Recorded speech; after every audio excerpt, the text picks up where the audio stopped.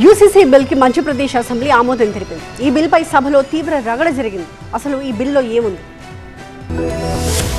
UCC బిల్లుకు Madhya Pradesh assembly ఆమోదం తెలిపింది. గోవా, అస్సాం, ఉత్తరాఖండ్ తర్వాత ఈ చట్టాన్ని తెస్తున్న 4వ రాష్ట్రంగా మధ్యప్రదేశ్ నిలిచింది. అయితే గిరిజన సామాజిక వర్గానికి ఈ చట్టం నుంచి మినహాయింపు ఇచ్చారు. ఈ బిల్లులో ప్రేమ, పెళ్లి, సహజీవనానికి సంబంధించి కీలక నిబంధనలు చేర్చారు. రాష్ట్రంలో బహుభార్యత్వాన్ని పూర్తిగా నిషేధించడంతో పాటు ట్రిపుల్ తలాక్ ఆచారాన్ని నేరంగా పరిగణిస్తారు. నెల రోజులకు మించి లివ్ ఇన్ రిలేషన్షిప్ లో ఉంటే రిజిస్ట్రేషన్ తప్పనిసరి చేశారు. భాగస్వామిని మోసం చేస్తూ సహజీవనం చేస్తే 5 ఏళ్ల జైలు శిక్ష విధిస్తారు. పిల్లలందరికీ తల్లిదండ్రుల ఆస్తిలో సమాన వారసత్వ హక్కులు లభిస్తాయి.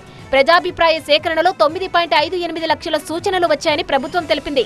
20% మంది ముస్లిం మహిళలు, 40% మంది ముస్లిం పురుషులు ఈ బిల్లుకు మద్దతు ఇచ్చారని వివరించింది. అయితే ఈ బిల్లును అసెంబ్లీలో ప్రవేశపెడుతున్నప్పుడు కాంగ్రెస్ ఎమ్మెల్యే ఆందోళన చేశారు.